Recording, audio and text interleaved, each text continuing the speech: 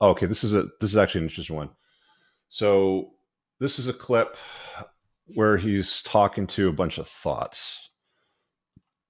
Let me just hang on, pause this because it's talking about how men have all the power and the patriarchy and oppression and all that sort of stuff. And this is one of the ones that really pisses people off.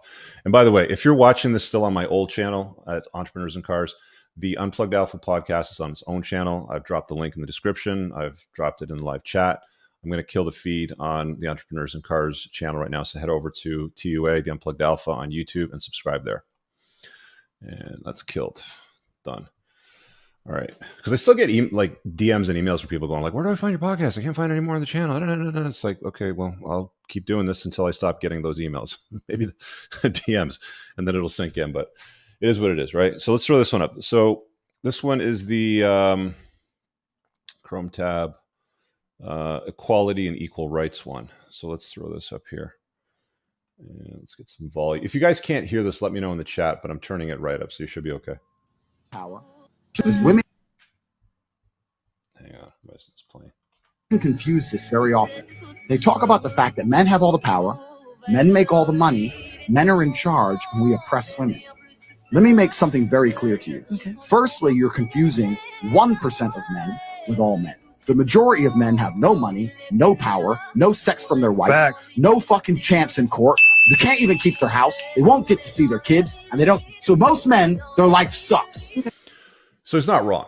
Like this is the reality for most guys today in Western countries. Their life generally does suck, and what he's describing is 100% true. But just listen to what he's diving into here. That's the first thing. The second thing, when a man gets up at 4 a.m. to go carry garbage to earn a good wage, he ain't thinking, I'm going to do this so I can oppress that bitch because she's broke. He's doing it thinking so I can provide for my family, so my woman can stay at home and raise my kids and have nice nails while I'm out here carrying trash. You go to a coal mine, those dudes are not down there thinking about oppressing women. They're down there thinking about providing for women. Now, I'm not saying... So, there's a lot of arguments that from the wokish, sort of crowd where they're all like, oh, men are making...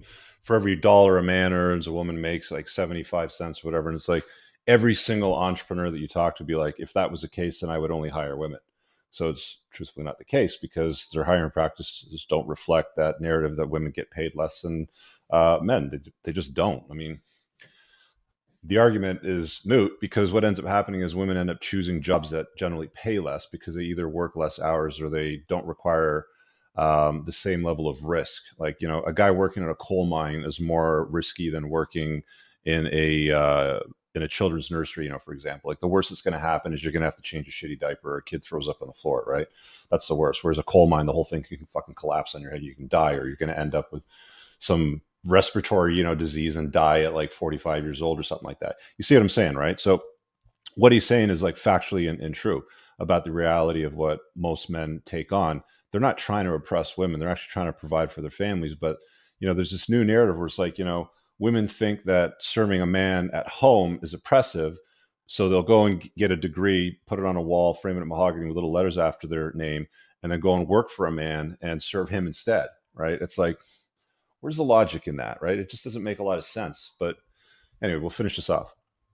Saying that there's not bad apples, but in general, us men are prepared to take on more bullshit to protect you than you would possibly believe. And in the modern world, they've spun that. Feminism spun that. Men make all the money. You women need more money because men make the money and men are in charge and men have the good jobs. Men are out here giving up their fucking life for you chicks. Because women confuse this very often. Yeah. So there's that one. It's like, I mean, the thing is that men especially think that by making sacrifices for women, that they're going to be appreciated. And the reality of the world is that men are never appreciated and loved in the way that they want to be appreciated and loved by women. There's a whole Disney narrative that, a lot of kids grew up on, especially in my, generation era, where it's like, they got fed all this bullshit with Disney and castles and princesses and, you swoop in and you rescue her and she's going to love you forever and ever until kingdom come. But that's just that like segment of the movie. They don't actually show what living together and being married and having kids and then inviting the state into your household and family law and all those things can potentially do to that relationship over a long-term basis after the dude's been beta-tized through 1,000 concessions and now, loses frame and all these sorts of things that, start to happen. There's no appreciation for the sacrifices that men make. They'll never appreciate the sacrifices that men make and don't expect them to. They just can't possibly see it because of solipsism. They just don't see past their noses. And that's why we live in a world today where a guy like Andrew Tate, can sit around with all these thoughts and make these statements. And, they might sort of nod and laugh at some of this. I mean, we heard a few of them laughing at some of the statements that he made, but they're not going to change the lens in which they view the world. They're still going to go home after, sitting beside him and, presenting their arguments during the show or whatever, and still think themselves, well, I'm oppressed, I don't get paid enough, the patriarchy, blah, blah, blah, sort of stuff. All these things are pretty common, like narratives, right? Like it is what it is. All right, so let's pull this one out and stop screen. We're making pretty good time here. Let's do the other one here. So this is, okay, so this one gets into, again, the differences between men and women, right? This is a very, very short 21-second clip. And he's using the differences with promiscuity as a very good example with this one. So let's grab that. Powerful men. So the difference between powerful men and powerful women. All right, let's play that. And volume up. Boom. If I walk into a club and I fuck every girl in the club, I'm a powerful man. Right. If a woman walks into the club and every man wants her and not a single man can touch her, she's a powerful woman. If you flip the reverse, if I'm a man, I walk in and I can't fuck anything, I don't matter. And if the girl walks in and every dude in there is fucked or silly, then she ain't worth shit. If I walk into a club and I fuck every... All right, so that's the replay, so it's going to keep going. So, I mean, the stating that there's inherent differences between the value in men and women, for some reason offends people, right? Like, look, men are success objects, women are beauty objects. They're always going to be viewed that way. They've always been viewed that way throughout history. Women always gravitated to the highest value guys that they could get.